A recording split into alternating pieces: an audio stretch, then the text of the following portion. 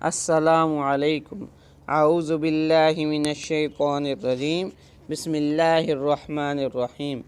حضرت حسین رضی اللہ تعالیٰ عنہ فرماتے ہیں کہ میں نے اپنے والد محترم سے حضور صلی اللہ علیہ وسلم کی خاموشی کے کیفیت کے بارے میں پوچھا تو انہوں نے فرمایا کہ آپ صلی اللہ علیہ وسلم 4 موقعوں پر خاموشی اختیار فرماتے تھے: برداشت کرنا، اور بیدار مغز ہونا، اور اندازہ لگانا، اور غور و فکر کرنا۔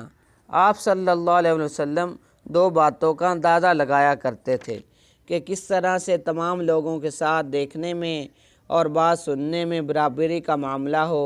آپ صلی اللہ علیہ وسلم باقی رہنے والی آخرت اور فنا ہونے والی دنیا کے بارے میں غور و فکر فرمایا کرتے تھے۔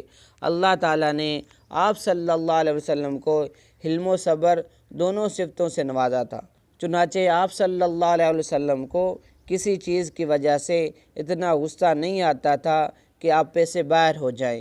اللہ تعالیٰ نے آپ صلی اللہ علیہ وسلم کو 4 چیزوں کے بارے میں بیدار مغزی عطا فرمائی تھی: ایک، بھلی بات کو اختیار کرنا; دوسرا، ان امور کا اہتمام کرنا جن سے امت کا دنیا و آخرت میں فائدہ ہو۔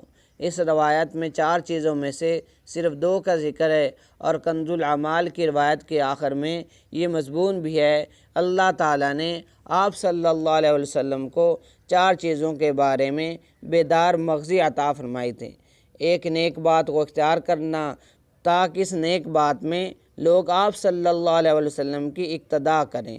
دوسری، بری بات کو چھوڑنا تاکہ لوگ بھی اس سے رک جائیں۔ تیسرے، اپنی امت کی بھلائی والے کاموں کے بارے میں خوب سوچ بچار کرنا۔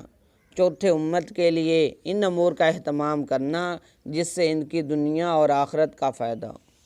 تو اللہ تبارک تعالیٰ سے دعا ہے کہ اللہ تبارک تعالیٰ ہمیں بھی حضور پاک صلی اللہ علیہ وسلم کی زندگی کو اپنی زندگی کے اندر لانے کی توفیق عطا فرمائے، اور اس زندگی کو لوگوں کے لیے ہدایت کا ذریعہ بنائے۔ آمین۔